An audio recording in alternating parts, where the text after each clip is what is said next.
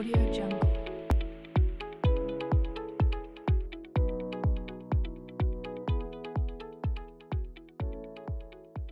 Quien nos está acompañando desde el hermano país de Venezuela. Doctora, buenas noches y bienvenida. Por favor, habilite su cámara ahora. Buenas noches, doctor. Gracias. Gracias. Bien, doctora, Aquí ¿desde qué estamos. lugar específico de Venezuela está conectándose? Estoy desde Caracas, desde la capital, Caracas, Venezuela. Totalmente. Ujú. Ajá. Bien, un cordial Así es. saludo, doctora. Gracias, Bienvenida. doctor. Ya la mayoría de la clase está conectada a través de este dispositivo, de esta plataforma, mejor dicho, de GoToWebinar, que nos va a Ujú. servir semana a semana con los diferentes módulos a conectarnos y estar en contacto a través de este medio a esta misma hora. ¿Sí?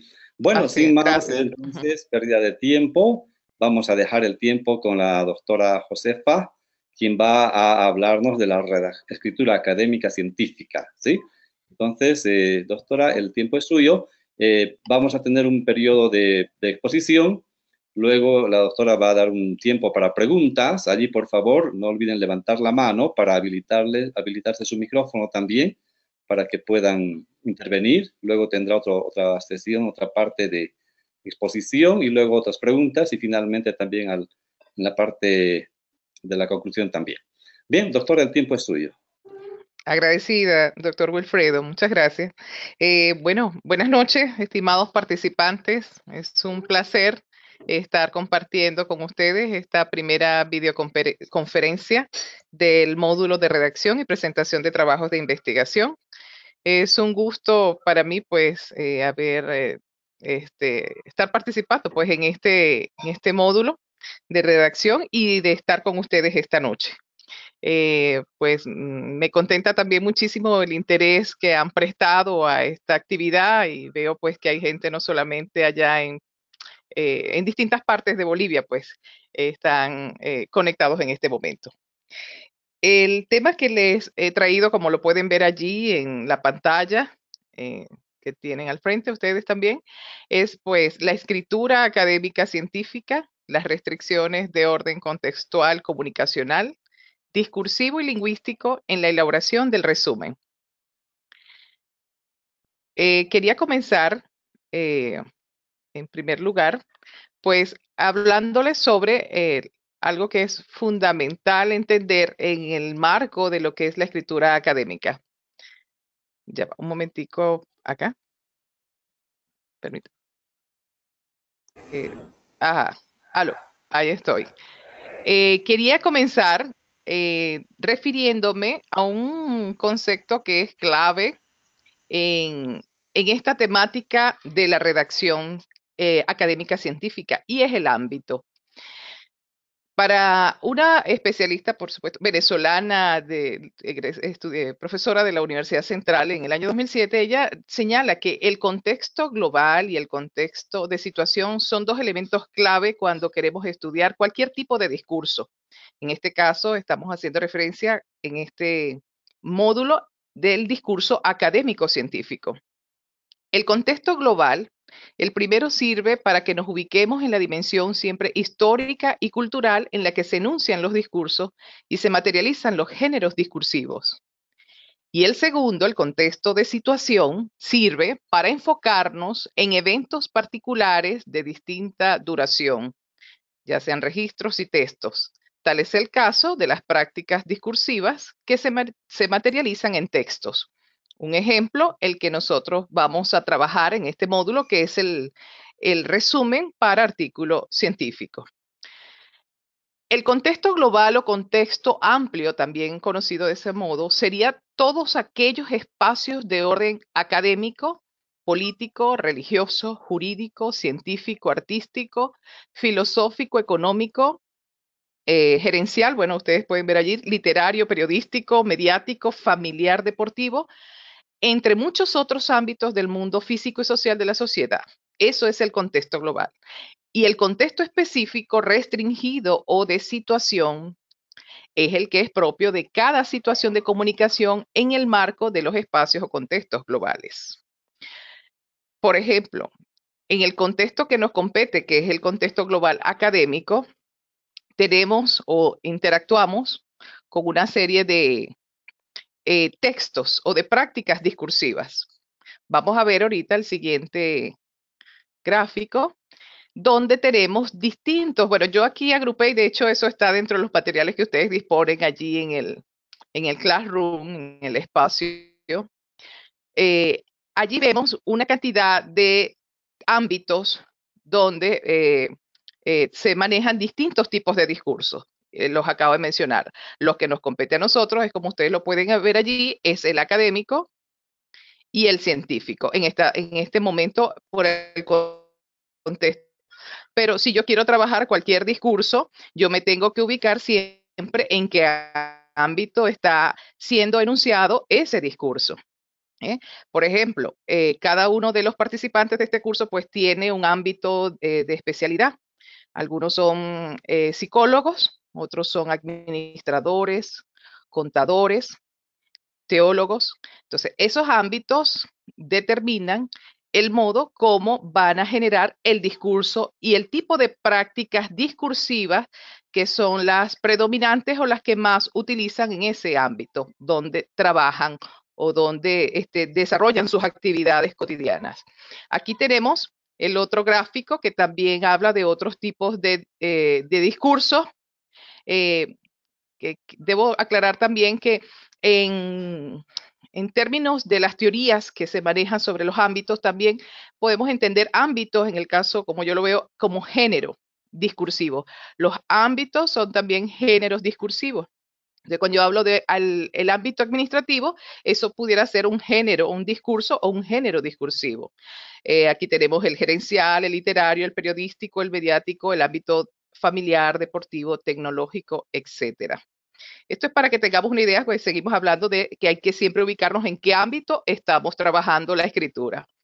En el caso de esta noche, bueno, y del módulo, estamos en el ámbito de la escritura académica. El género o discurso académico científico se produce y reproduce en instancias como las academias, los institutos y centros de investigación, las universidades e institutos de educación superior. Esos son los espacios físicos donde se maneja la escritura académica científica. Se materializa en una serie de prácticas discursivas, como ya les dije anteriormente, que también se conocen como textos, en las que se presentan constructos teóricos propios de alguna disciplina, con propósitos comunicativos diversos que se rigen por convenciones comunicativas, discursivas y textuales inherentes a las situaciones a las que se circunscriben. Generalmente están escritos en forma impersonal, propio del ámbito académico científico, están dirigidos a un público restringido que conocemos en este espacio como comunidades discursivas, en el que se reportan las voces de los otros a través de las referencias y citas, que es una característica muy propia de este ámbito de la escritura académica científica. Y otra característica importante de este tipo de género o discurso es que pueden ser monomodales, solo verbal, verbal oral, verbal escrito. En el caso, por ejemplo, de una conferencia verbal oral, sin embargo, tenemos en la conferencia el apoyo visual y también el apoyo escrito. O multimodal, cuando en esas prácticas, en esos textos, además de lo verbal, están acompañados de imágenes, gráficos, esquemas, entre otros modos. A continuación se muestra un gráfico con los subgéneros de esta clase de discurso o los tipos de discurso propios del ámbito académico científico. Si vemos acá, yo tomé para este gráfico solo los que manejamos de manera verbal escrita. Aunque, por ejemplo, en el caso de la conferencia, ella es en esencia oral, pero tiene como texto de soporte un texto, una comunicación verbal escrita. Nos apoyamos en una comunicación verbal escrita, pero la principal manera o modo de comunicación es la oral. Tenemos dentro de esta infinidad, porque son muchos, aquí apenas tengo un conjunto de textos o de prácticas discursivas limitadas, pero hay muchos más de las que se trabajan en el contexto académico. Tenemos textos especializados en las distintas áreas del conocimiento, como lo pueden ver acá, textos profesionales del medio laboral, informe, ponencia, examen, catálogo, memoria, el resumen para eventos, el resumen de artículos de investigación, que es el que nos compete en este módulo, la reseña, los programas o cursos o programas de evento, programas de cursos de pregrado y de posgrado, de clase, programas para eventos, eventos como tal, trabajos de grado, monografías, conferencias, foro, artículos de investigación, textos técnicos profesionales, tesis y también discursos dirigidos para honrar la memoria o elogiar la trayectoria de algún académico o de algún personal dentro de la institución académica científica. En este caso son los discursos epidícticos. Algo central la temática de esta noche es que todo en el ámbito académico y en cualquier ámbito de los que ya hemos visto, siempre habrá limitaciones o restricciones. Y esas restricciones y limitaciones son las que debemos estar preparados, debemos conocerlas para poder manejar con propiedad cada uno de estos discursos. En este caso, el que nos compete el discurso o la escritura académica científica y su correspondiente discurso. Las restricciones, este cuadro yo lo elaboré a partir de una investigación que hice, adaptado de un profesor, de un lingüista francés llamado Charadoc, que en el año 2004 publicó un trabajo sobre el análisis de los géneros discursivos. Y adapté muchas de sus teorías, de sus propuestas, pues para, en este caso, trabajar en este módulo la redacción del resumen. Si nos enfocamos para elaborar el resumen o cualquier tipo de texto académico, el que queramos hacer, siempre tenemos que considerar que existen restricciones en un nivel, en el nivel 1, 2 y 3, como lo tenemos acá, lo podemos ver en este cuadro, ¿verdad? En el nivel 1, que sería la primera parte, dice, el decir qué. Con ese texto que yo voy a construir, ¿qué quiero decir? Tengo que ubicarme siempre en un espacio contextual, como ya lo dijimos al principio, el contexto global, comunicacional. Es la situación, como dice aquí, general de comunicación. ¿En qué ámbito o contexto circula el texto que voy a elaborar? En el caso del resumen para artículos, ya como lo hemos dicho, circula en el ámbito académico científico y es el que específicamente va dirigido a las revistas científicas, es el que luego se publica dentro de una revista con todo porque recuerden que el resumen es un texto que está dentro de otro texto, que es el artículo de investigación. Su estructura, bueno, el artículo tiene dentro de él el texto que conocemos como resumen para artículo de investigación. Además del ámbito, que ya sabemos, o contexto en el que está ubicado este tipo de práctica, hay que tener claro en el nivel 1, contextual comunicacional, siempre el propósito comunicativo. ¿Qué quiero yo alcanzar con este texto, con esta práctica discursiva? Por ejemplo, con el resumen, ¿qué queremos hacer? El resumen, de acuerdo con el contexto y comunicacional en el que circula, lo que se busca es informar, ¿verdad? En este caso, al lector experto o al lector semilego o lego acerca de un tema de investigación que reporta, en este caso, un investigador, un especialista en una disciplina. Y lo que se hace es como dar un abreboca, a modo de colorario, exactamente, por eso un resumen, de lo que se va a plantear o se ha planteado ya en el artículo de investigación. Entonces el propósito allí es informar, dar a conocer de qué trata el texto que sigue, en este caso el artículo. Además del propósito, hay que tener claro que en los textos también hay que ver la identidad de los que participan, la identidad de los participantes. ¿Quiénes están involucrados en ese texto? Por supuesto está el que escribe, el escritor, y como ya lo dije, los lectores, que pueden ser los especialistas propios de la comunidad discursiva, que conocen, manejan el contenido semántico, lingüístico que el escritor está tratando en ese texto, pero también puede ser estudiantes, otros profesores de otros disciplinas, áreas del conocimiento que están interesados también en conocer sobre ese tema. También aquí en este nivel contextual comunicacional son muy importantes las normas de las revistas científicas, debido a que el resumen para artículo está circunscrito a este tipo de texto llamado publicaciones científicas, pues no podemos dejar pasar. El hecho de dejarla pasar ya es un error que sencillamente trae como consecuencia pues que puede hacer que el artículo no sea publicado si uno no se ajusta a las normas que tienen las revistas científicas, porque no todas las revistas tienen las mismas normas. Entonces, uno escoge siempre la revista en la que quiere publicar. Uno sí tiene como investigador, escritor, investigador, en este ámbito de la escritura académica científica, la posibilidad de escoger la revista, ¿verdad?, en la que quiere escribir. Y lo primero que debe hacer es ver, conocer cuáles son las normas que señala o indica la revista que deben considerarse al momento de escribir, en este caso, un artículo, y cómo debe presentarse en este caso el resumen y todo el texto que quiero que se publique, postular para publicar en esa revista. Entonces, eso es necesario.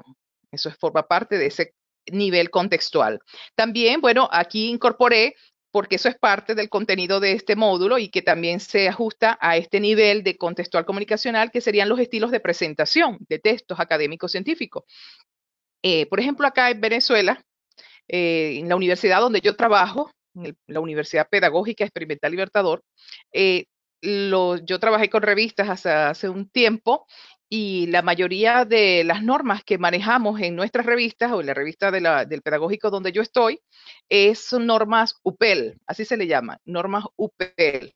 Por supuesto no están acá en estas que tenemos, son más locales, más regionales, en este caso son propias del pedagógico, la Universidad Pedagógica Experimental Libertador. Ya se han hecho famosas, de hecho se han extendido a otras universidades del país, aquí en Venezuela. Pero, por ejemplo, en Venezuela, en el caso de la UPEL, se utilizan las normas UPEL. Tiene algunas similitudes con las normas APA o de las Vancouver, pero tiene sus diferencias, o sea, tienen rasgos que los diferencian y en otros se asemejan. Hay que sencillamente conocerlas, leerlas y practicarlas en la medida que se van haciendo las citas, las referencias y se va estructurando el texto.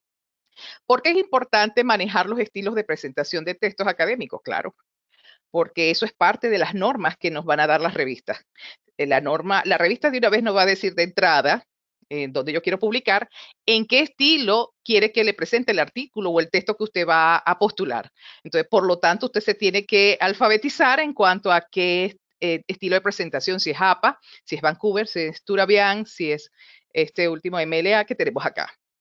También en este mismo nivel tenemos los gestores de información, los ubiqué acá, porque para yo hacer cualquier tipo de texto, como está dentro de ese contexto comunicacional, yo tengo que ver, bueno, qué motores de información me permiten en la web organizar mejor la información que yo voy a colocar en el texto, la documentación, lo que yo voy a referenciar en el texto.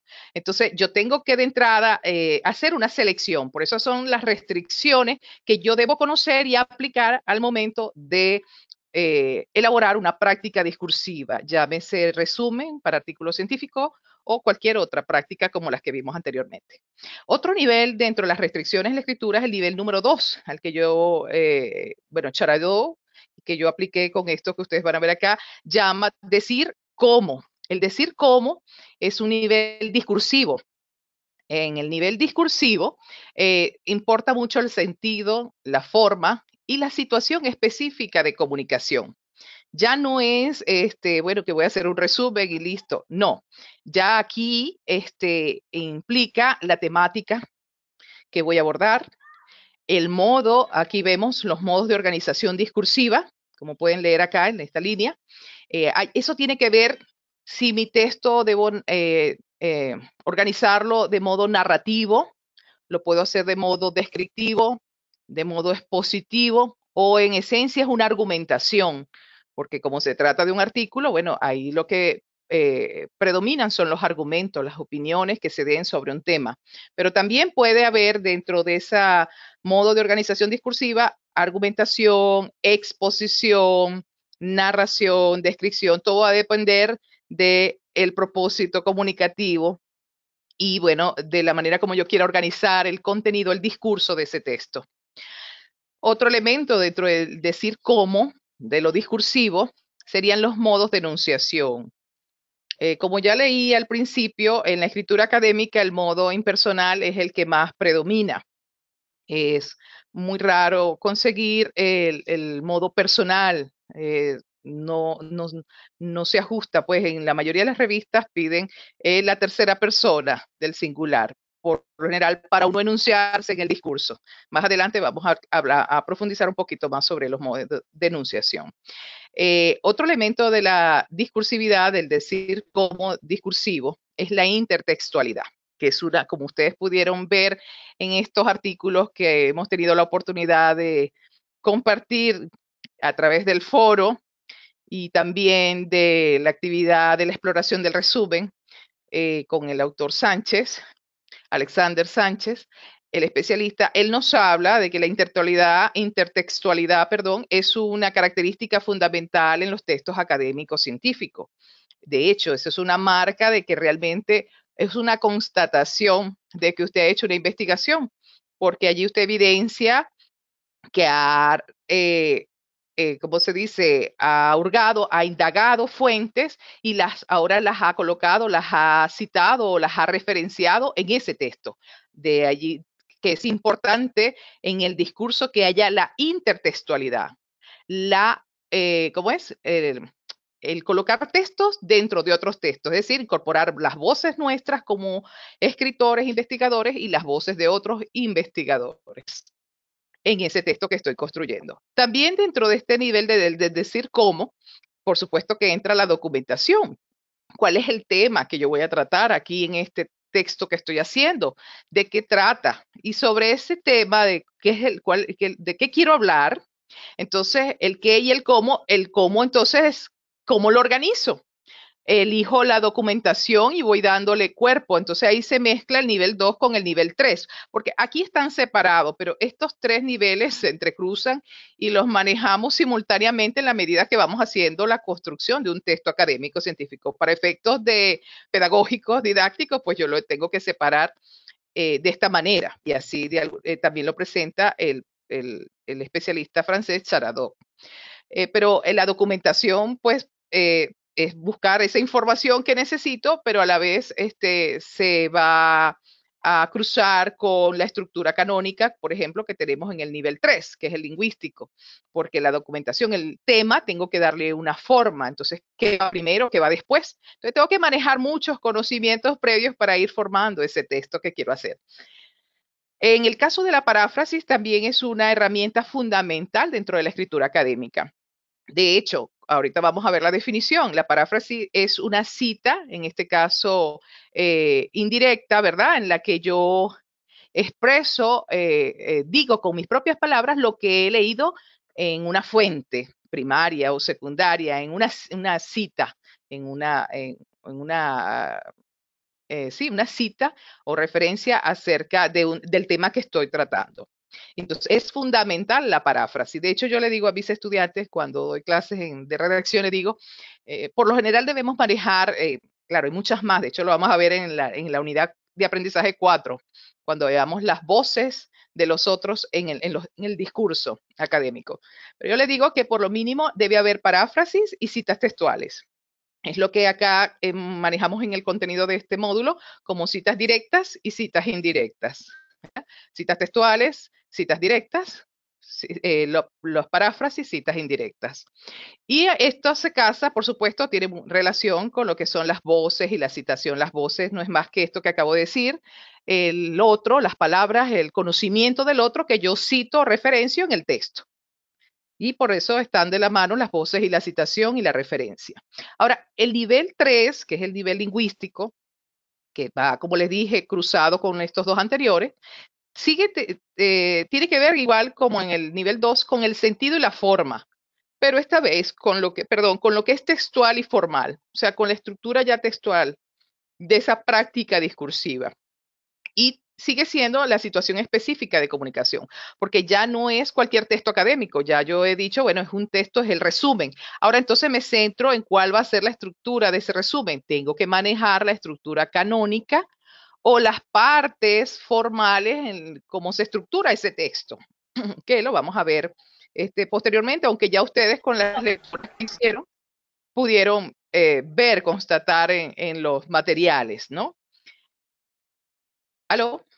Ajá. Seguimos. Aquí tenemos también una noción importante que es la noción de texto, que ya como hemos podido ver o escuchar, el texto puede ser entendido también como una práctica discursiva.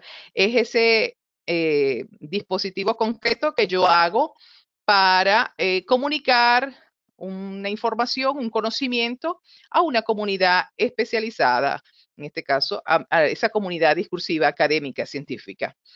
El párrafo está dentro como una unidad que permite construir el texto.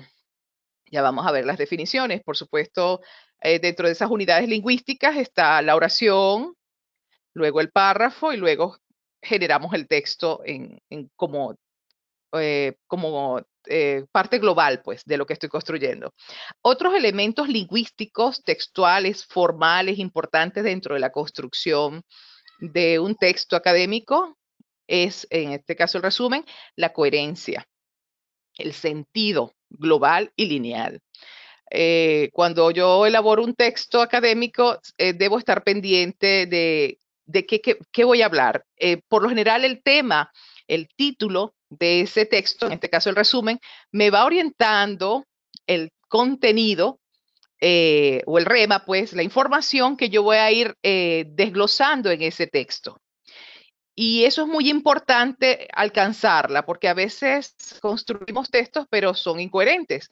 Y la incoherencia, pues sencillamente también se paga en el sentido que si no hay coherencia, pues el texto pues no tiene cabida en ningún espacio de estos donde queramos postularlo, porque en esencia lo que evaluamos primero es que un texto se entienda, ya sea en forma general, global y también lineal, es decir, cada oración que construyo y que conforma un párrafo o bloques de contenido debe tener sentido lógico. Y la coherencia como elemento lingüístico también está casada con la cohesión. La cohesión es un mecanismo, tiene que ver tiene una función semántica dentro del texto, pero también sintáctica, porque nos valemos de unos mecanismos de cohesión para darle consistencia y lograr coherencia en el texto. Por ejemplo, cuando escribimos, manejamos pronombres, ¿verdad?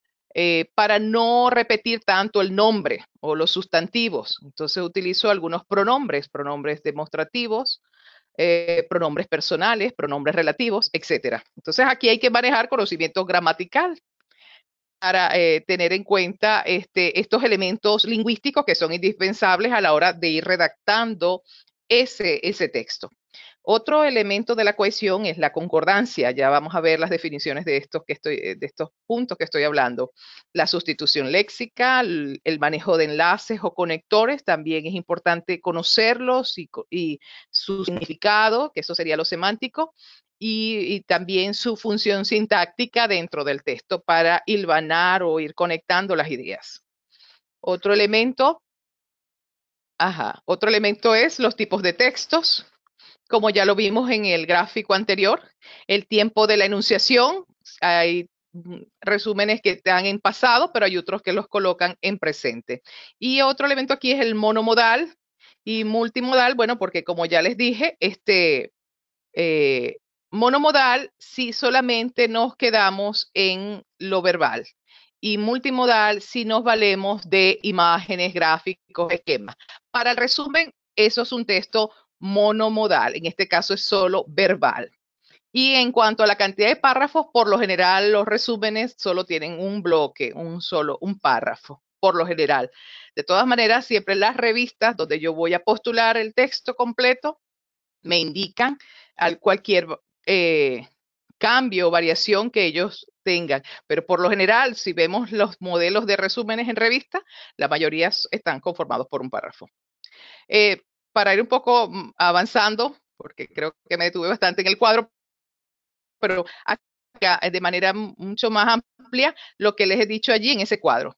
El nivel contextual tiene que ver con restricciones que involucran la identidad de los participantes, el rol que cumplen, el lugar que ocupan en el intercambio, la finalidad que los une en términos de objetivo, ya sea que el texto busque informar, demostrar, persuadir, instruir, etcétera, y las circunstancias materiales en las cuales se realiza. Si ese texto es para un aula de clase, de pregrado o posgrado, si es para presentarlo en una revista, si es un texto que nos exigen en alguna instancia administrativa como departamento, su dirección de investigación, etcétera.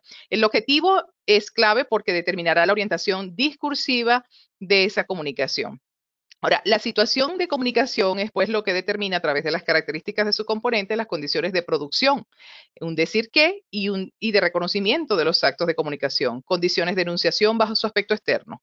En consecuencia, como dice acá, estructura el ámbito de la práctica que es sociológicamente vasto en el ámbito de la comunicación. El segundo nivel es el de las restricciones discursivas, como ya se dijo en el cuadro, y responde a un decir cómo. Se trata de un lugar intermedio entre las restricciones situacionales y las textuales. Allí es importante la elección de los modos de organización discursiva, como se explicó, descriptivo, expositivo, argumentativo, que debe emplear el sujeto hablante, en este caso el que va a escribir el artículo o el texto, el resumen. En palabras de una autora, una lingüista venezolana, Sánchez, 1993, una práctica discursiva puede estar constituida por varios modos discursivos, como la descripción, la exposición, la argumentación, pero predomina uno de estos siempre. Los modos enunciativos o modalizaciones discursivas pueden ser delocutivas, alocutivas, elocutivas. En los textos académicos, por lo general, se maneja la delocución y la elocución. Tienen la misión, las modalizaciones discursivas, de dar cuenta de la posición del locutor respecto a su interlocutor, de sí mismo y de los demás, con los cuales el mismo sujeto debe comprometerse. Entonces aquí sí empezamos a ver el modo delocutivo, no me voy a extender mucho, pero tiene que ver con manejar la tercera persona del plural y del singular respectivamente. El ellos, el él, en la que no se hace mención explícita a los protagonistas de la enunciación. Esto es lo que en esencia caracteriza a los textos académicos científicos. Son impersonales, es decir, se maneja el modo delocutivo. Y yo digo, el suscrito, quien suscribe, quien señala, se usa también la variante pronominal se. Se refiere, se hace alusión, se dice, etcétera. El modo locutivo no es propio del texto académico o científico, porque es un modo que se refiere a la segunda persona en singular o plural, el tú, el usted o el ustedes. Puede estar en otros textos, pero en esto que estamos tratando no es característico el locutivo. El modo elocutivo indica cercanía, inclusión, subjetividad entre el locutor y el interlocutor. Se presenta a partir del uso de la primera persona del singular o del plural. Ejemplo, yo, nosotros, los profesores, los estudiantes, etc. Esta modalidad del modo elocutivo sí se ha visto en los textos académicos, sobre todo en las tesis doctorales y en algunas tesis de posgrado, de maestría, perdón, trabajos de grado de maestría o de especialización. Se está estilando el modo elocutivo con el pronombre en primera persona, pero en plural. Nosotros consideramos, nosotros pensamos, nosotros creemos. Pero ya eso es a juicio de la comisión que revisa los trabajos de grado, porque allí también hay restricciones si ellos aceptan. Entonces, todas esas cosas hay que tomarlas en cuenta. No es que me gusta o me parece bonito, ¿no? Sino que son normas, restricciones que ya están establecidas. La organización de la escenificación física material puede ser monolocutiva e interlocutiva del acto de comunicación.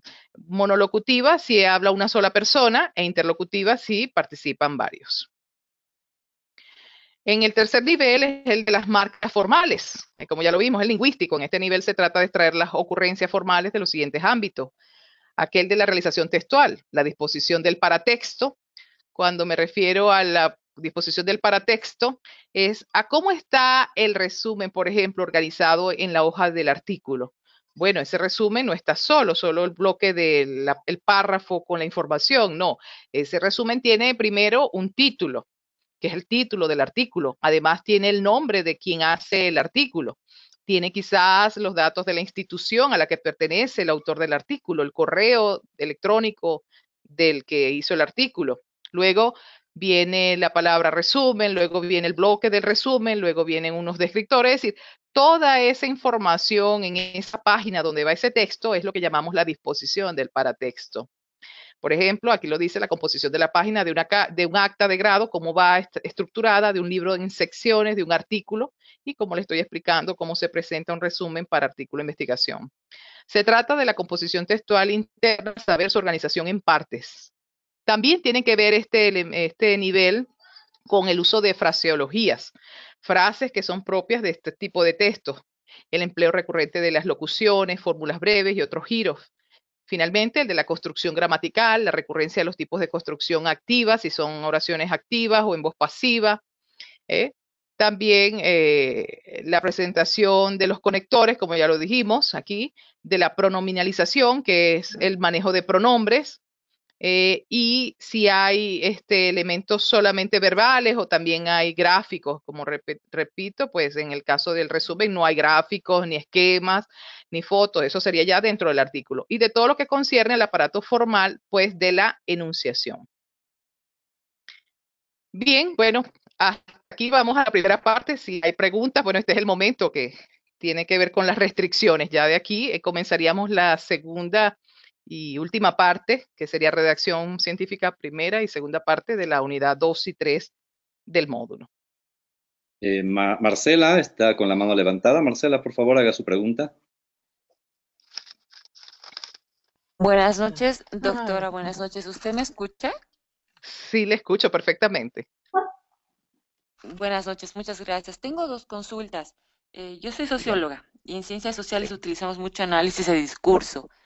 También utilizamos muchas técnicas de investigación cualitativa. Yo conozco la de Atlas T, pero no sé si hay un software o un apoyo informático que me pueda colaborar en temas de análisis de discurso, porque trabajo con muchas entrevistas y el artículo que yo quiero realizar, bueno, al final el producto, todo este proceso del diplomado, va a incluir entrevistas. Entonces, esa es la primera pregunta.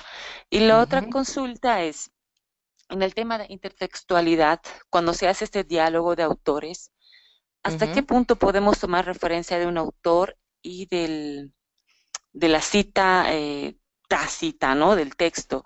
Por ejemplo, yo estoy pensando, Alvin Toffler, 1993, indica que los prosumidores, y empieza la cita, y son como 15, es un párrafo de 15 oraciones. Entonces, ¿tengo que copiarlo exactamente o yo puedo jugar con este diálogo de autores en lo que sería la intertextualidad? Hay muchas preguntas más, pero seguramente se las vamos a hacer en el otro bloque. Gracias. Gracias a ti. Mire, Marcela, bueno, fíjate, en análisis del discurso, pues hay muchas herramientas. Claro, esto sería para otro módulo específico con respecto al análisis del discurso. Hay corpus textuales. Por lo general, el análisis del discurso se maneja a través de corpus textuales.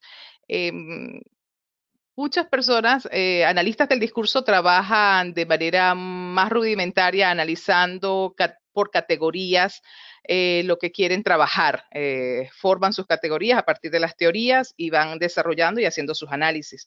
Otros trabajan con corpus computarizados, es decir, manejan, por ejemplo, hay un programa de software llamado el GRIAL, elaborado en la Universidad de Valparaíso. El profesor Giovanni Parodi y otros especialistas en análisis del discurso, pues lo han hecho. Nosotros hemos trabajado el Atlas T, pero el Atlas T, bueno, es algo muy descriptivo, muy básico, pero por ejemplo el GRIAL maneja elementos sintácticos, elementos, o sea, gramaticales y también textuales y discursivos, como lo pudimos ver en el cuadro, que pudieran pues servirle. Lo que pasa es que por lo general este tipo de propuestas de análisis del discurso están circunscritas a las universidades que hacen investigación, no salen, no están todas a disposición del público, forman parte de esas comunidades discursivas y a veces no, pues muy poco se comparten, se socializan, ¿no?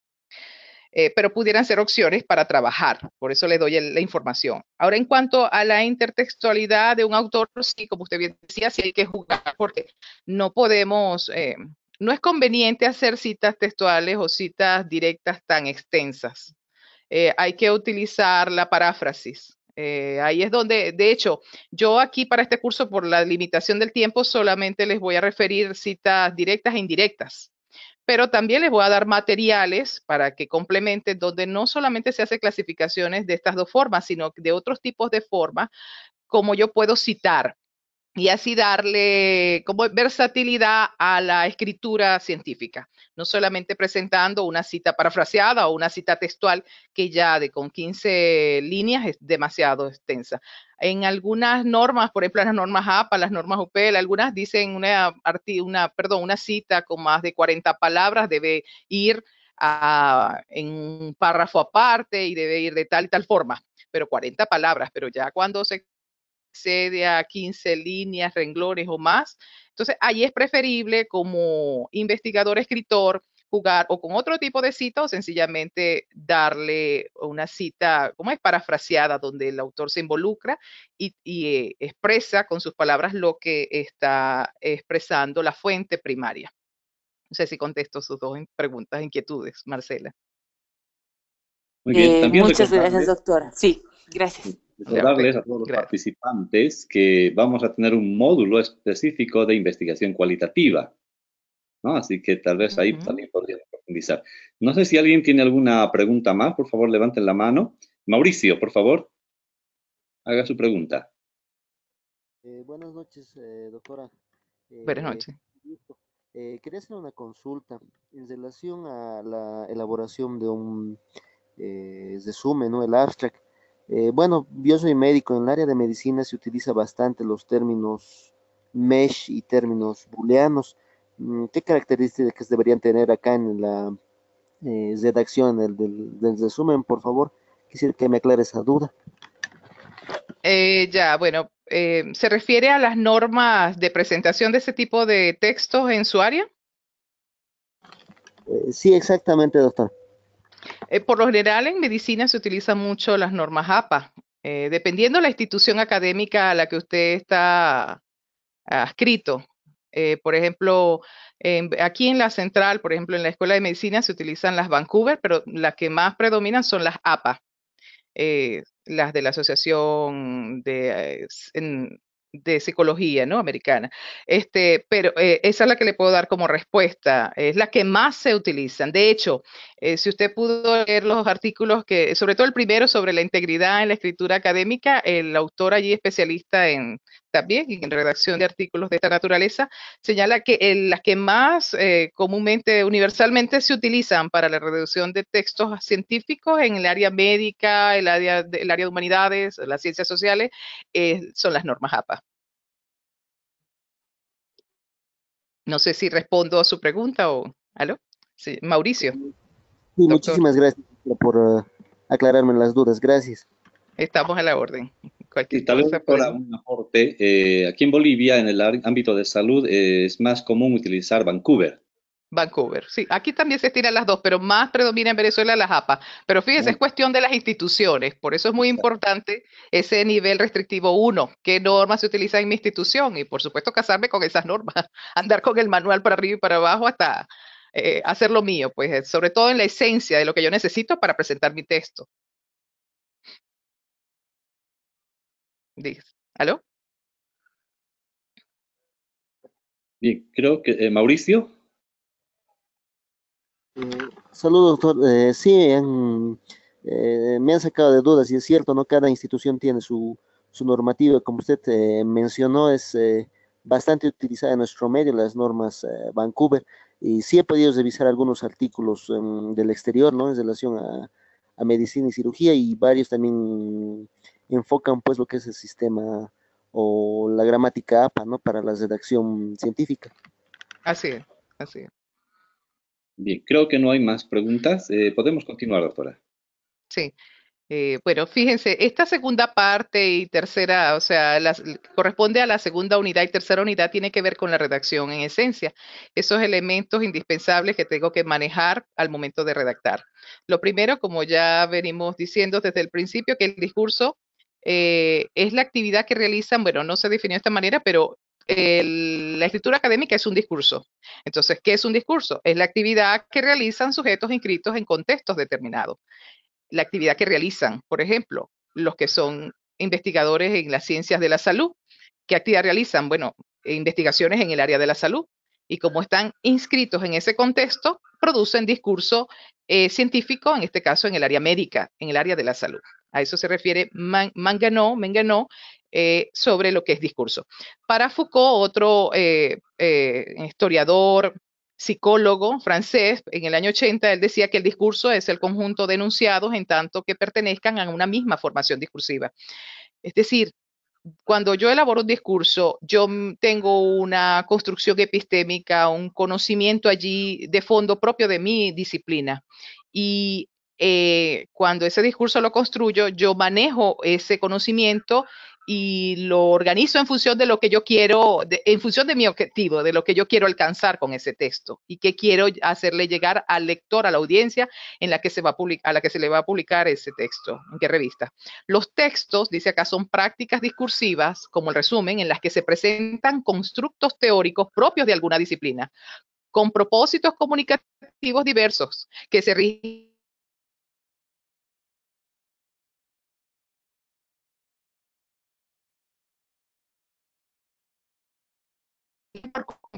cursivas y textuales, como ya lo hemos dicho, inherentes a las situaciones a las que se suscriben. Dije, y esto está tomado de Parodi, Giovanni Parodi, 2010, en un libro interesante que tiene que ver con lo que me planteaba Marcela sobre lingüística de corpus. Ese libro le pudiera servir de la teoría a la empiria. Está allí exactamente el año, el autor y los datos que pudiera consultar para ver cómo hacer análisis del discurso desde esta perspectiva.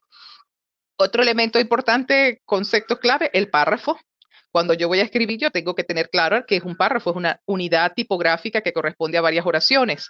En un resumen, por lo que les repito, se maneja un solo párrafo, un bloque de información donde hay una serie de oraciones que se concatenan de manera, a través de unos mecanismos de cohesión, como ya los mencioné, unos pronombres, unos conectores, una concordancia, y que se estructura en una idea u oración principal siempre y en unas oraciones secundarias.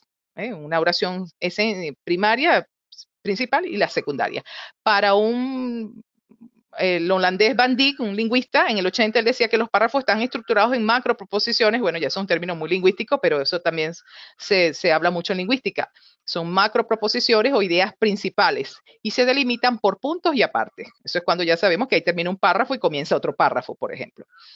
La oración, de acuerdo con Carrera 2006, tradicionalmente se conoce como la unión de palabras que representan un sentido completo. Y ese sentido completo lo da es el verbo dentro de la oración. Por ejemplo, la oración en español tiene una estructura canónica, sujeto, verbo, predicado.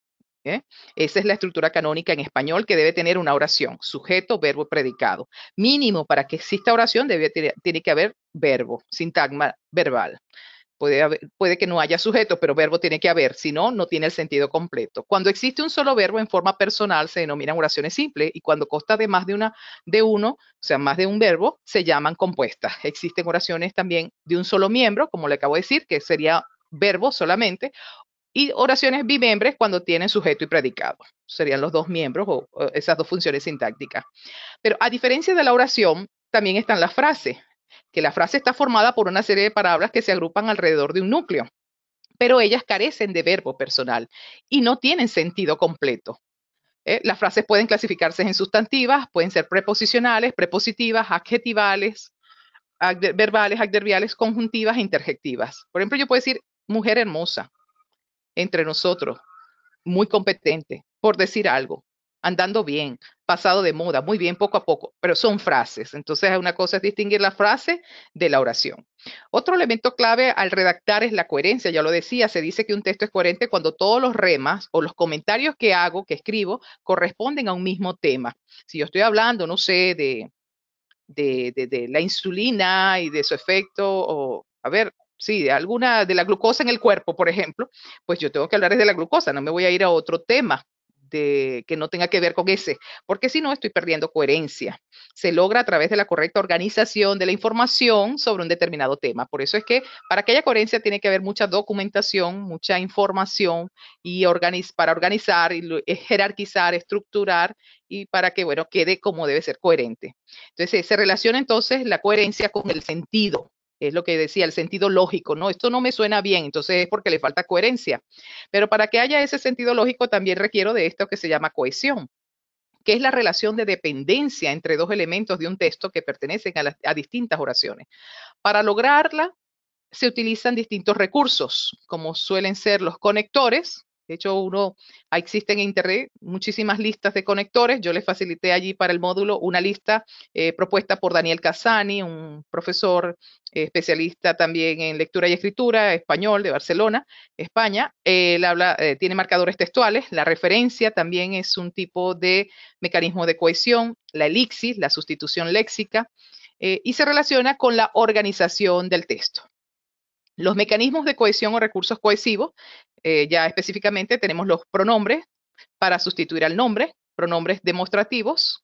No me voy a extender mucho porque creo que el tiempo me está jugando en contra, ya tengo que avanzar. Pero aquí lo tenemos, ¿verdad? Tenemos tipos de pronombres que, para no repetir el nombre y restarle belleza y riqueza al texto, a la versatilidad en la escritura, me valgo de esto, esta, estos, estas, eso, esa, esos, esas, para no decir tanto una misma palabra, un mismo sustantivo. Y para referirnos a personas o entidades que ya habíamos mencionado. Sin embargo, en los casos en que sea posible realizar sustitución, también podemos hacerlo por sinónimos. Y aquí dice, tendremos mayor precisión y menos probabilidades de ser malinterpretados. Los sinónimos también se conocen como sustituciones léxicas. Es decir, yo cambio una palabra por otra. En este caso, que tienen el mismo significado, pero es distintos significantes, se escribe diferente. Otro elemento de la cohesión es la concordancia gramatical, que es la conformidad de dos palabras unidas gramaticalmente en sus accidentes gramaticales. También se refiere al uso correcto de las formas verbales en la coordinación y subordinación de oraciones. Por ejemplo, existe la concordancia entre el sustantivo y el adjetivo.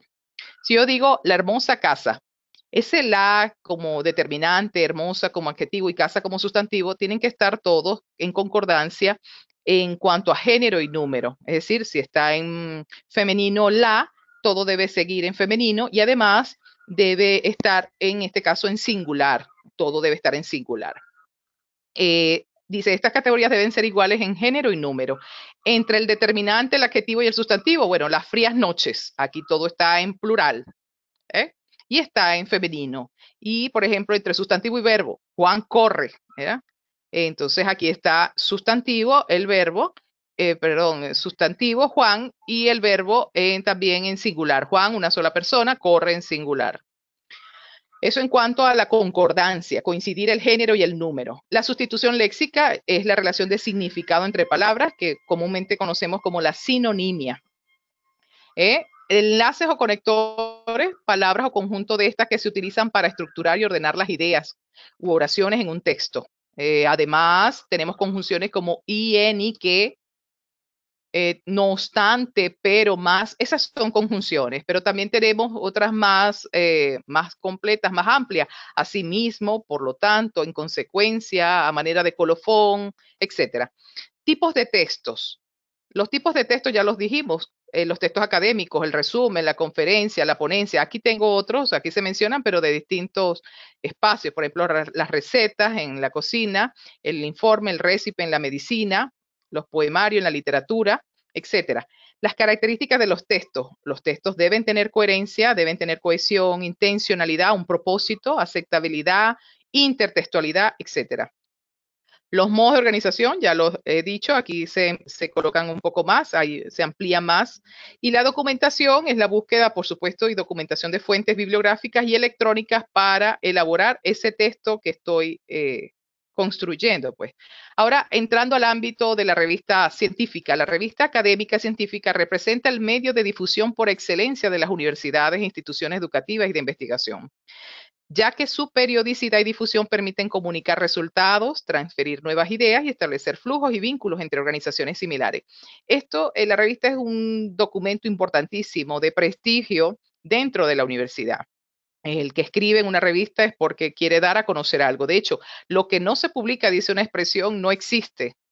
No existe. Entonces, en el ámbito académico científico, las cosas que investigamos, los temas deben ser publicados, debemos tratar. Y el espacio donde comúnmente lo hacemos es en una revista. Ha llegado a ser la revista uno de los indicadores clave en la evaluación y por ende en el ascenso profesional y social de quienes escriben en ellas. Claro, porque se dan a conocer dentro de una comunidad discursiva. Cuando yo escribo en una revista, me doy a conocer de dónde soy, cuál es mi línea de investigación, en qué me baso, en qué voces me apoyo. Repercute en la asignación de recursos económicos, por supuesto, para divulgar los conocimientos. Son dispositivos clave en el ciclo de la producción y reproducción del conocimiento. Eso es importante saber que existen revistas arbitradas e indexadas. Lo importante es que sean arbitradas a través de un sistema doble ciego donde personas que nosotros no conocemos pues evalúan los textos y luego nos dicen a través de las normas de las revistas si cumplimos con lo que ellos establecieron y este artículo puede ser publicado o no. E indexadas es cuando las vemos en índices internacionales como Scopus, como Redalí, como, bueno, ahorita no, Latindex, Cielo, etcétera, Cielo. Las normas de las revistas, como ya les dije, dentro de ese nivel de restricción primero, el primer nivel, son los parámetros que establece un consejo editorial, en este caso el consejo de la revista, los cuales se utilizan para evaluar la calidad de los textos que llegan allí, que son propuestos para este espacio de divulgación. Si no se cumple con las normas, con esos parámetros, pues sencillamente ese texto no entra, pues no es publicado. Por eso es importante ajustarse, conocer la revista en la que queremos publicar, conocer sus normas, cómo se presentan, ver los modelos que están allí. Ahora, el resumen para artículo, que es el tema de este módulo, ¿ves? Aquí lo tenemos, científico o abstract, también conocido, es un texto breve que tiene por finalidad dar cuenta del contenido de otro texto científico, con el fin de interesar a la comunidad científica en su lectura. O sea, es darle una información muy general, muy resumida, sobre lo que se va a tratar en un artículo. Se publica por escrito en revistas y en las revistas de resúmenes de los congresos. Se localiza en revistas científicas y en actas de congreso y otros eventos. Y la relación entre los participantes, por lo general, es de escritor experto a lector experto, pero también puede haber de escritor experto a semilego o lego, personas que no saben del tema, pero les interesa conocer. Entonces puede haber también esa relación. El tiempo, ya les dije que puede ser en pretérito, por lo general se presenta en pretérito. Voy a pasar un poco, bueno, eso lo tenemos de todas maneras, me dijo el doctor Wilfredo que esto va a estar grabado y ustedes pueden retomar lo que está aquí ya presentado. La intertextualidad es otro elemento de los textos, es uno de los requisitos que debe cumplir un texto para ser considerado como texto, como tal. Tiene que ver con los procesos de producción y recepción de un determinado texto. Tiene que ver con los textos que uno cita en ese texto que está haciendo y de otros que los lectores relacionan con él. O sea, ese cruce de textos en el texto que yo hago, eso es lo que se llama intertextualidad. Y eso, un ejemplo de eso es cuando yo hago citas y hago referencias. Ahí estoy haciendo uso de ella, de la intertextualidad. Y la paráfrasis, pues es una forma muy común de cita indirecta, como ya les había dicho, que reproduce en esencia una parte de la información tomada de alguna fuente, empleando el discurso de quien escribe. Reproduce fielmente el contenido, más no fielmente las palabras. Ahora, por ejemplo, aquí tenemos un resumen, ¿verdad? Que quiero hacer un texto breve. ¿Cuáles serían las indicaciones para hacer el texto, por ejemplo, en este módulo? Aquí mismo les doy las indicaciones, aunque no las tengo acá, creo que es la siguiente, pero fíjense, dice, es un texto breve que tiene por finalidad dar cuenta del contenido de otro texto científico, ya lo dije. El propósito aquí es informar, dar a conocer. Ese es el propósito que va a tener el texto que ustedes van a hacer. El contexto, el académico científico especializado. La relación, bueno, ya la vemos allí. El tiempo, ustedes deciden si van a escribir en pretérito, en presente o en futuro. Eso depende cómo esté avanzada la investigación, el trabajo que ustedes estén haciendo, porque para hacer un resumen es indispensable que yo tenga un tema, esa investigación que yo quiero hacer o que yo estoy ya haciendo, si está en curso. O si ya está terminada, pues ya se realizó, entonces ya es menos el inconveniente, bueno, porque ya tengo toda la información. Si no, pues tengo que generarla para por lo menos comenzar con ese texto, que para efectos de esto lo estamos haciendo, pero cuando yo construyo un artículo, por lo general el resumen es lo que hago al final. Yo siempre comienzo con el artículo y después termino haciendo el resumen, pero en este caso, bueno, partimos de un texto breve debido al tiempo que tenemos también en el módulo. Como les dije, el modo de enunciación puede ser del locutivo o el locutivo. Y puedo hacer citas directas o también citas indirectas o de otro tipo, que también los hay.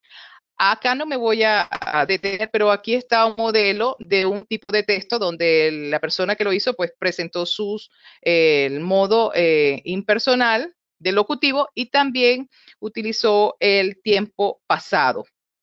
Igual aquí yo le subrayé los verbos de la persona que pues elaboró este artículo para que ustedes vieran cómo y tengan una idea de cómo pudieran estructurar el de ustedes. Fíjense, este ejemplo de modelo de resumen que les tengo acá dice normas y ejemplos de un resumen en una revista. Bueno, porque ya esto ya estaba publicado. Yo lo que hice fue tomar del artículo solo el resumen. Fíjense que el paratexto, las características del resumen, viene con el nombre de la revista, dice versión impresa con el código que tiene la revista, luego vienen los datos del que escribió el artículo, el investigador, su apellido, su nombre, el título, o sea, es una referencia bibliográfica de acuerdo con las normas que se utilizan en esa revista, que en este caso las normas UPEL.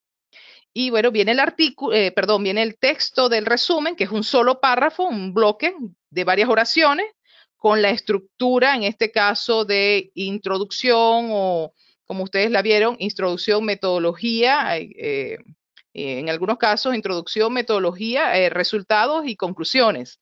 Y también al final, luego de hacer el resumen, vemos aquí, después de este párrafo, dejo en una parte, en otro renglón, coloco 5 o 3 palabras clave, de 3 a 5 palabras clave que también se conocen como descriptores, que también permiten buscar la información. Bueno, creo que me faltaba esto. Esto es muy importante, me lo pasé. Estas serían las pautas que yo les estoy dando a ustedes para que vayan elaborando su resumen para un artículo científico.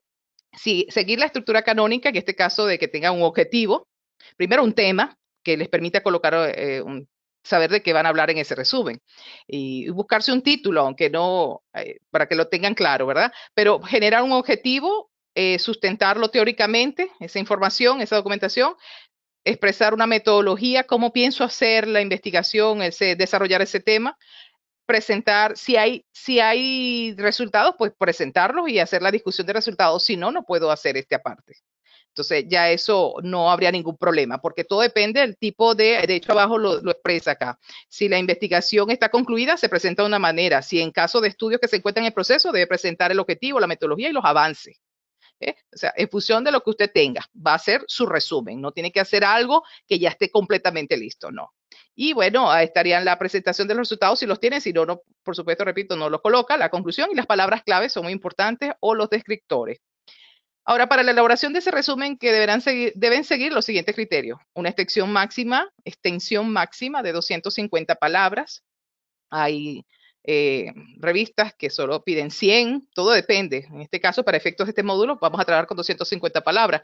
El tipo de letra Arial, en algunos piden Tiny Roman y otros tipos de letra, pero en este caso lo vamos a hacer en Arial 12. El interlineado va a ser a un espacio, que es por lo general como se estila, pero en otras revistas piden a doble espacio, eso depende de las normas. Y bueno, aquí están las indicaciones, como les acabo de decir, para investigaciones concluidas. Si usted ya tiene una investigación concluida, buenísimo, puede utilizar alguna de esa investigación y hacer su práctica de resumen para los efectos de este módulo. Si no la tiene o la tiene en proceso porque está estudiando una maestría, una especialización, bueno, entonces se puede ajustar a esta otra parte, a esa estructura del objetivo, la metodología y los avances. Y si se trata de reflexiones o experiencias o historias de vida, se deberá indicar el objetivo, los principios teóricos, las implicaciones, la descripción sintética según sea el caso. Al final del resumen, en un renglón, ya les dije, pueden incluir los descriptores o las palabras clave. Bueno, separadas con coma. Eso es todo para esta unidad de aprendizaje 1, 2 y 3. Gracias por su atención. Ahora espero las inquietudes porque creo que también estamos en la recta final del tiempo.